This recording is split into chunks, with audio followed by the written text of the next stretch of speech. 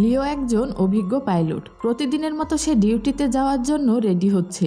তবে আজকের দিনটি তার কাছে খুব স্পেশাল, কেননা আজ তার একমাত্র মেয়ের জন্মদিন। তাই সে ডিউটিতে যাওয়ার আগে তার মেয়েকে বলে ফিরে এসে একসঙ্গে তারা কেক কেটে জন্মদিন পালন করবে।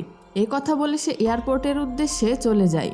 লিও এয়ারপোর্টে গিয়ে জানতে পারে আজ তার কো পাইলট কাই নামের একটি ছেলে, যে কিছুদিন আগে জয়েন করেছে। সেই সাথে লিও তার থার্ড পাইলট ওয়াং এর সাথে কথাবার্তা সেরে নেয়। পাইলট এবং কেবিন ক্রু সবাই মিলে উড্ডয়নের আগে আবহাওয়া এবং অন্যান্য জরুরি বিষয় তাদের নিজেদের মধ্যে মিটিং সেরে নেয়। ফ্লাইট অ্যাটেন্ডেন্টরা বিমানের মধ্যে লাইট, অক্সিজেন, খাবার সহ সবকিছু খুব ভালোভাবে পরীক্ষা করে যাত্রীদেরকে প্লেনে ওঠার অনুমতি দিয়ে দেয়।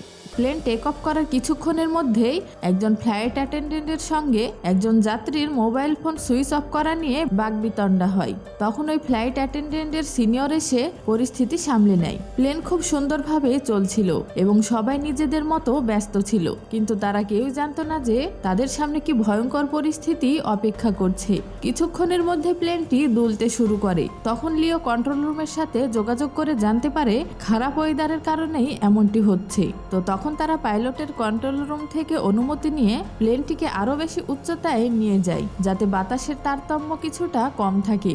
এদিকে প্লেনের ভেতর ফ্লাইট অ্যাটেন্ডেন্টরা সবাইকে খাবার সার্ভ করে, আর সবকিছু ধীরে ধীরে আবার আগের মতো হয়ে যায়। ককপিটে লিও এবং তার কো পাইলট নিজেদের ভেতর গল্প করছে।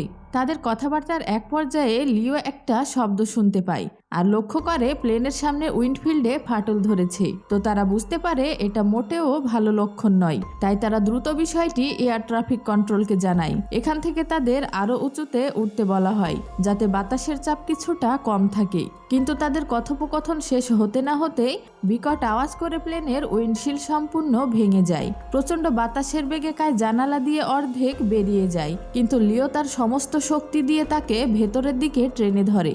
ঠিক এই সময় ভাঙা কাচের টুকরোর আঘাতে প্লেনের ডান দিকের ইঞ্জিনে আগুন লেগে যায়। প্লেনের ভেতরে সবাই বুঝে যায় খুব খারাপ কিছু একটা ঘটেছে। আর ওই প্লেনে থাকা 129 জন যাত্রী আর 9 জন ক্রু মেম্বারের সকলের জীবন এখন লিওর হাতে। যেহেতু ককপিটের দরজা বন্ধ ছিল, তাই ভেতরে থাকা কেবিন ক্রু এবং প্যাসেঞ্জার তখনও বুঝতে পারছিল না বাইরে কি ঘটছে। তাই সবাইকে সিট বেল্ট বেঁধে শান্ত থাকার জন্য অনুরোধ করা হচ্ছিল। এদিকে সে থার্ড পাইলট ওয়াং এবং ফ্লাইট অ্যাটেন্ডেন্ট চিফ বিমান তখন বাইরে থেকে ককপিটে থাকা পাইলটদের সাথে যোগাযোগ করার চেষ্টা করে। তবে ককপিট থেকে কোনো আওয়াজ না পেয়ে তারা বুঝে যায় নিশ্চয়ই গুরুতর কিছু ঘটেছে। এদিকে ককপিটের ভেতরে লিও তখনও কাইকে প্রাণপণে টেনে ধরে রেখেছে, যাতে সে প্লেন থেকে ছিটকে পড়ে না যায়। এবার লিও আস্তে আস্তে কাইকে ছেড়ে দিয়ে তার আসনে ফিরে আসে আর প্লেনের কন্ট্রোল নিজ হাতে নিয়ে কন্ট্রোল রুমের সাথে যোগাযোগ করে। ঠিক ওই সময় তারা বরফে ঢাকা পাহাড়ের উপর দিয়ে উড়ে যাচ্ছিল, তাই সামান্য 19-20 হলে তারা সোজা গিয়ে পাহাড়ের সাথে ধাক্কা খাবে। তখন প্লেনটি হঠাৎ ডানে অনেকটা ঘুরে যায় আর এতে যাত্রীরা সবাই একপাশে চলে যেতে শুরু করে। এবার যাত্রীদের মাঝেও পুরোপুরি আতঙ্ক ছড়িয়ে পড়ে। তারা সিট বেল্ট শক্ত করে বেঁধে নেয়। ফ্লাইট অ্যাটেন্ডেন্টরা সেখানে থাকা বয়স্ক আর বাচ্চাদের সাহায্য করতে থাকে। এদিকে লিও আপ্রাণ চেষ্টা করছে প্লেনের কন্ট্রোল ফিরে পাওয়ার জন্য। ঠিক তখনই লিও প্লেনটিকে একটি আচমকা টান দেয় আর এতে করে কাই আবারও প্লেনের ভেতরে চলে আসে। লিও কাইকে ভেতরে আনার জন্য ইচ্ছে করেই এমনটি করেছে।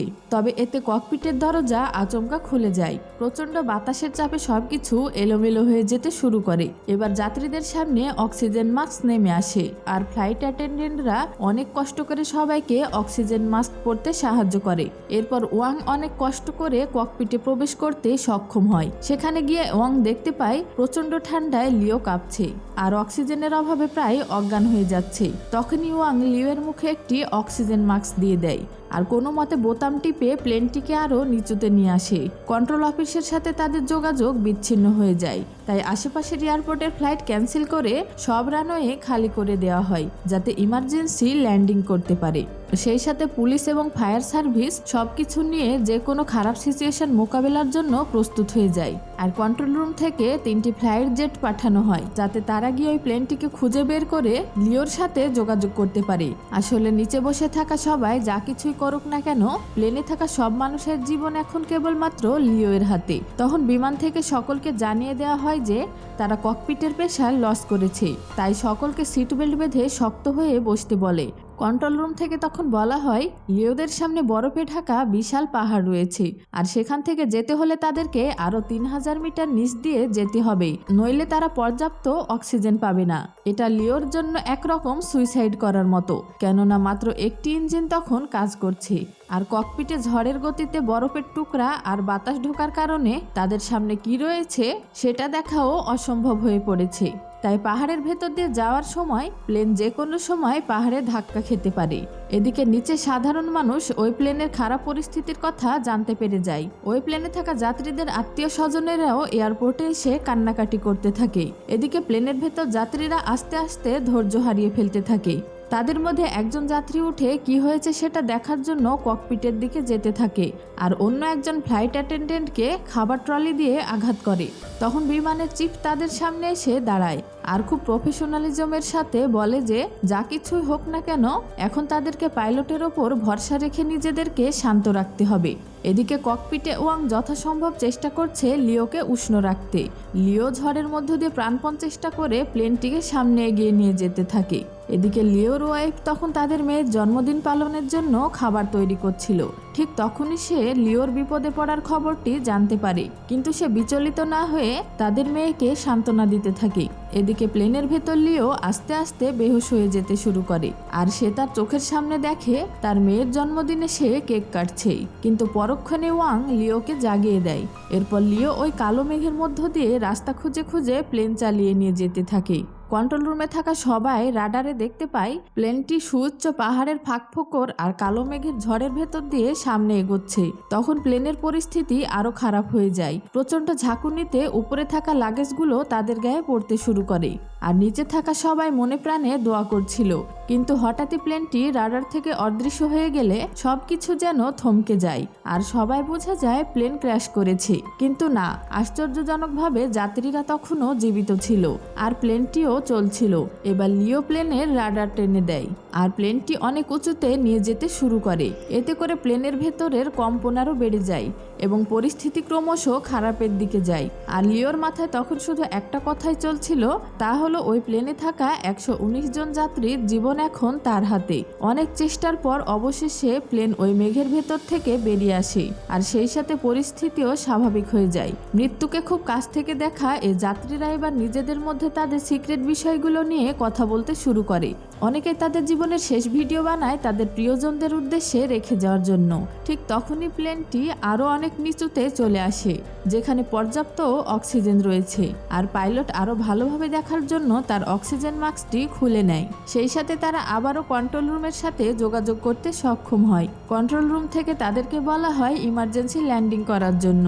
তখন প্লেনের ভেতরের সবাই ক্র্যাশ ল্যান্ডিং এর জন্য প্রস্তুতি নিতে শুরু করে। তবে অবশেষে প্লেন কোনো ঝামেলা ছাড়াই মাটি স্পর্শ করে, কিন্তু বিপদ তখনও কাটেনি, কারণ এই রানওয়েটি ছিল বেশ ছোট, আর প্লেনটি সজোরে সামনের দিকে এগিয়ে যাচ্ছিল।